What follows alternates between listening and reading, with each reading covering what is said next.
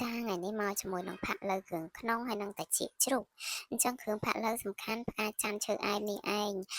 យើងមកលីងវាឲ្យឈ្ងុយតិចមកបន្ទាប់មកក៏យកវាចេញហើយក៏ដាក់ស្ករត្នោតចូលដើម្បីកឡោចយកពណ៌ហ្នឹងហើយអញ្ចឹងកឡោចស្ករត្នោតហើយយើងដាក់អំបិលចូលបន្តិចបន្ទាប់មកយើងចាក់គ្រឿងចូលអានោះមានម្ទេសនិងខ្ទឹមសខ្ញុំភ្លេចប្រាប់ចាបន្ទាប់មកក៏យើងដាក់សាច់ទាំងអស់នឹងចូលដើម្បីឲ្យវាចូលពណ៌បានល្អបើដាក់ចូលមកសន្ទុះអញ្ចឹងទៅយើងធ្វើមិនកុំតន់ថែមទឹកឲ្យវាចេញទឹកប្រៃវាមកអានេះខ្ញុំថែមម្រេចជាមួយនឹងប៊ីចេងបន្តិចណាហើយក៏គ្របវាទុកម្លែកបន្ទាប់ពីម្ងាស់វាបានមកស្ទុះខ្ញុំដាក់ទឹកចូលហើយអានេះភ្លេចថតខ្ញុំបានដាក់ថែមឈាមដើម្បីម្ងាស់ឲ្យវាទន់ចាអញ្ចឹងយើងគ្របម្ងាស់វាតទៅទៀតទៅអញ្ចឹងនេះបន្ទាប់ពី2ម៉ោងក្រោយសាច់ផាក់ឡូវយើងផុយហើយមិនតែឃើញកាពះនេះវានៅរៀងតន់ផុយក៏ដាក់ម្ងាស់វាបន្តិចទៀតភ្លើងរឹមទៅហ្នឹងហើយអញ្ចឹងរួចស្រេចហើយយើងហាន់វាមកដើម្បីទឹកញ៉ាំ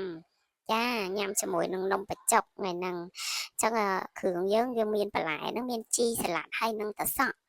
ហើយកុំភ្លេចជ្រក់ល្ហុងនេះក៏ខ្ញុំបានធ្វើទុកមុននឹងដែរហ្នឹងហើយបន្ទាប់ពីជ្រក់ល្ហុងយើងក៏ដាក់ជាមួយនឹងទឹកសៀងអញ្ចឹងយើងមានទឹកសៀងស្រូបទៀតទឹកសៀងយើងកុំឲ្យធ្វើរសជាតិដិតទឹកសៀងយើងស្រាលទេយើងញ៉ាំមួយជ្រក់ល្ហុងទឹកសៀងអញ្ចឹងឆ្ងាញ់ណាស់បើបងប្អូនចង់ដឹងសាកមើលទៅចាអរគុណជម្រាបលាបាយបាយ